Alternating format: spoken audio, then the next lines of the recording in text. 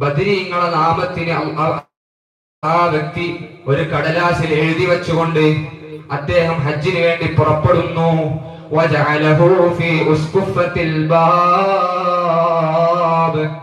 ആ ബദരീങ്ങളെ നാമത്തിന് എഴുതിയതായ ആ കടലാസ് അദ്ദേഹത്തിന്റെ വീട്ടിന്റെ ആ വാതിലിന്റെ മുകളിൽ അങ്ങോട്ട് വെക്കുന്നു.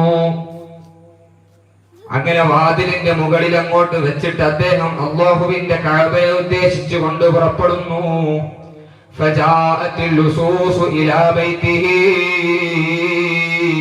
അങ്ങനെ ഇദ്ദേഹം ഹജ്ജിന് പോയ കുറെ നാളുകൾക്ക് ശേഷം ഇദ്ദേഹത്തിന്റെ വീട്ടിലേക്ക് കുറെ കള്ളന്മാര് കയറി വരികയാണ്.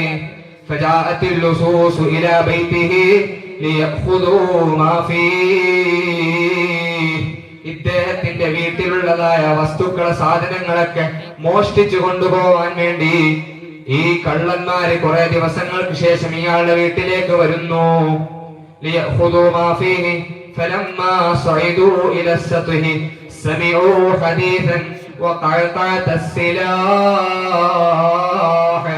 ഈ കള്ളന്മാർ ഇദ്ദേഹത്തിന്റെ വീട്ടിലേക്ക് അങ്ങ് കയറി ചെല്ലുമ്പോൾ ഈ കള്ളന്മാര് കുറെ വർത്തമാനങ്ങൾ, സംസാരങ്ങൾ ഇങ്ങനെ കേൾക്കുന്നു.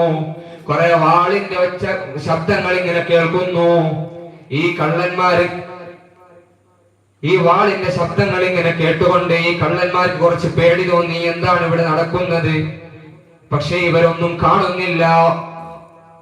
ഇവിടെ നടക്കുന്നത് എന്താണെന്ന് ഇവർ കാണുന്നില്ല.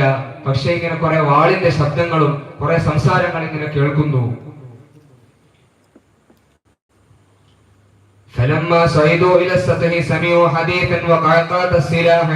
അങ്ങനെ ഈ ശബ്ദം ഇങ്ങനെ കേട്ടപ്പോൾ ഈ കള്ളന്മാർ കുറച്ച് പേടി തോന്നി.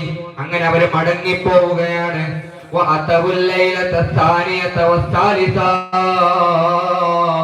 അങ്ങനെ രണ്ടാമത്തെ ദിവസവും പിറ്റേന്നും ഇങ്ങനെ ഈ കള്ളന്മാരെ മോഷ്ടിക്കാൻ വേണ്ടി വരുന്നു. അപ്പോഴും ഇതേപോലെ തന്നെ കുറെ സംസാരങ്ങളും വാളിന്റെ ശബ്ദങ്ങളും വാളിങ്ങനെ കൂട്ടിമുട്ടുന്ന ശബ്ദങ്ങൾ ഇങ്ങനെ കേൾക്കുകയാണ്.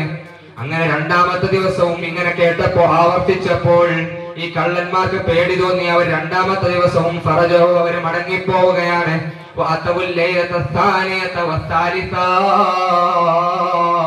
അതേപോലെ തന്നെ മൂന്നാമത്തെ ദിവസവും അവരിങ്ങനെ വരികയാണ്. മൂന്നാമത്തെ ദിവസവും അങ്ങനെ വന്നപ്പോൾ കുറെ ശബ്ദങ്ങൾ ഇങ്ങനെ കേൾക്കുന്നു. കുറെ വാളിങ്ങനെ കൂട്ടിമുട്ടുന്ന ശബ്ദങ്ങൾ കേൾക്കുന്നു. കുറെ ശബ്ദങ്ങൾ ഇങ്ങനെ കേട്ടപ്പോൾ പിന്നെയും അവർക്ക് പേടി തോന്നി. അവർ പിന്നെയും തിരിച്ചു പോവുകയാണ്.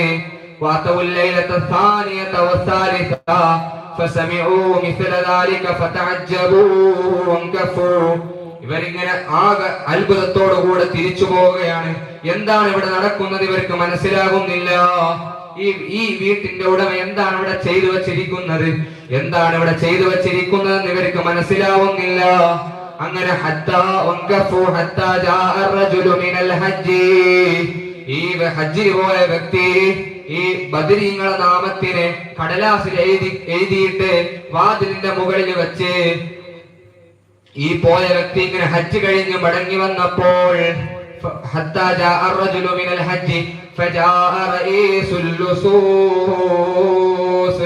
ഈ കള്ളന്മാരുടെ തലവൻ വന്നുകൊണ്ട് ഈ നേരത്തെ ഇയാളെ വീട്ടിലേക്ക് മോഷ്ടിക്കാൻ വന്ന ഈ കള്ളന്മാരുടെ തലവൻ വന്നുകൊണ്ട് ഇയാളോട് ചോദിക്കുന്നു.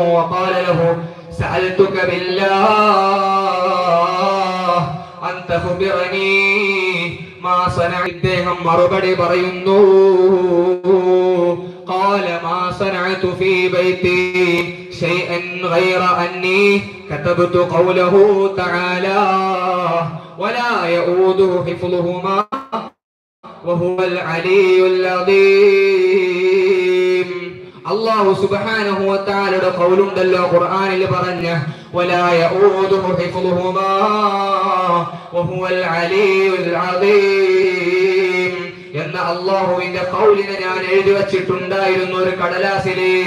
അത് മാത്രമല്ല ولا يؤوده حفظهما وهو العلي العظيم, അത് മാത്രമല്ല فكتبت أسماء أهل بدر رضي الله تعالى عنهم,